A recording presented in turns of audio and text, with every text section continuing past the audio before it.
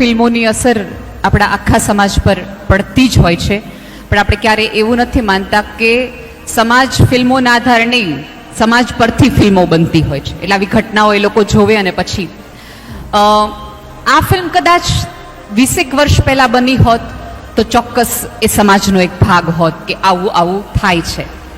પણ હવે એ over rated film છે. પણ આમાં તકલીફ એ છે કે આવી ફિલ્મ કોઈ પણ જોઈએ ને એટલે આપણે ઓલું અંદરથી બિચારીને અબળા તો બનવું જ હોય, એટલે આપણે તરત જોયું આવું થાય અમારી યારે, જોયું આવું થવાય અમારી યારે.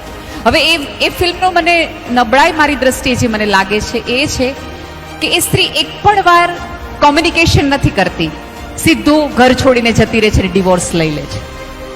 એનો અર્થ એ છે કે આપણે પેઢીને એવી સમજ આપી કે તમને ન મજા આવે તમારે આવતું રહેવાની વાત નહીં કરવાની. રાધર એ છોકરીએ એના પતિને કહેવું જોઈતું હતું કે મને આ રીતે આમાં નથી મજા આવતી. એના સાસુને એને બેસાડીને કહેવું જોઈતું હતું અઠવાડિયા 15 દિવસ પછી કે સરસ રીતો છે, હું નવી હતી એટલે મેં કર્યું, મારાથી નહીં થાય. પણ અત્યારના મને કોઈ એવું આ જગતમાં અત્યારે કોઈ એવું નથી લાગતું કે તમારા સસરા છે એ ખાંડેલી ચટણી ખાય, આપણે ન ખાતા હોય તો આપણે સસરાને બહુ પ્રેમથી કહી દઈએ તો તમે બાને કયો બનાવી દે, હું તો મિક્સરની જ બનાવીશ. બરાબર? સો તમે કદાચ તમારી દીકરી તમારી સાથે આ ફિલ્મ જોતી હોય તો દીકરીઓને પણ સમજાવજો કે ફિલ્મોના આધારે જીવનના મોટા ડિસિઝન ન લે. અને એ ફિલ્મોમાં હેપી એન્ડિંગ હોય છે, લાઈફમાં નહીં. એ ફિલ્મમાં એ છોકરી ઘર છોડીને જતી રહી તો એને સરસ સ્ટેજ મળે છે. જે સ્ત્રીઓને સ્ટેજ મળ્યું છે ને એને ક્યારેક ઊભા રાખીને પૂછજો કેટલી તકલીફ પડે છે.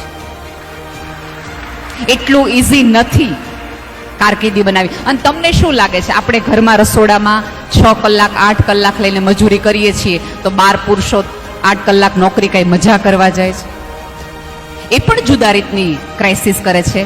આપણી બેઝિનનો નળ તૂટી જાય છે તો તકલીફ પડે છે, તો એમને પણ એમના બોસના ઘરેથી વાઈફનો ફોન આવે કે પ્લમ્બર નથી તેમને ત્યાં મોકલાવવો પડે છે.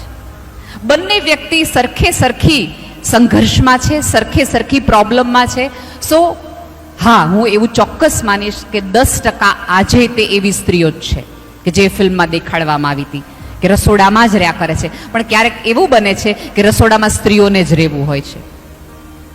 ભાઈઓ કેટલા બધા એમ કે ના ના રહેવા દે ને, આપણે પતરી નથી પાડવી. ના હોય તો પતરી તો પાડવી જ પડે.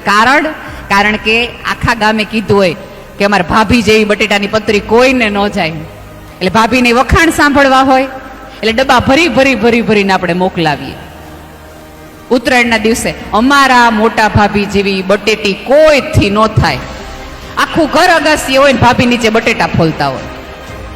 વખાણ સાંભળવા માટે તમારી જાતની આટલી બધી કુરબાની ન આપો.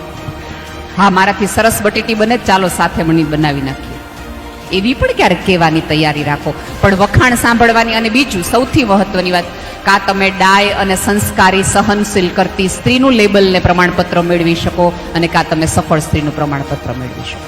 બે ભેગું નહીં થાય. જે બહાર નીકળશે એને તો 100 સ્ત્રીઓ વગોવાની જ છે. આમાં એવું છે કે ઘરે રહેતી સ્ત્રીના બરણીમાં મગમાં મટકા પડે તો પ્રોબ્લેમ નથી, પણ નોકરી કરતી સ્ત્રીના જો મટકા પડે તો કે બહાર રહીએ તેને ક્યાંથી ખબર હોય. પીડા છે, તકલીફ છે.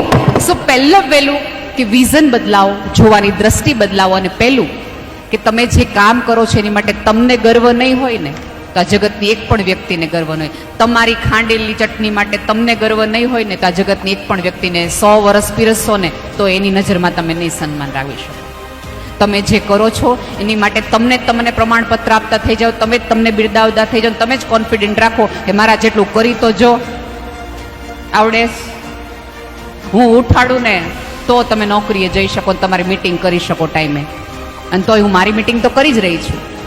સો એ રીતે જોવાનું શરૂ કરો તો જુદી વસ્તુ છે. બાકી માત્ર આ ફિલ્મ જોઈને કરશો તો એની જગ્યાએ કોઈ પણ સ્ત્રી અત્યારે સામાન્ય લગ્ન જીવનમાં તમે તો નવી પેઢી નથી જોવા માંગતી. મારી પાસે તો એવા ઈમેલ છે કે સ્ત્રીઓએ મને એવું કીધું છે કે આ ફિલ્મ જોઈને મને એવું થાય છે કે બેન મેં મારા પતિને આટલી જ રીતે કાઢ્યું, લગ્નના 20 વર્ષ પછી મને ડિવોર્સ લઈ લેવા છે.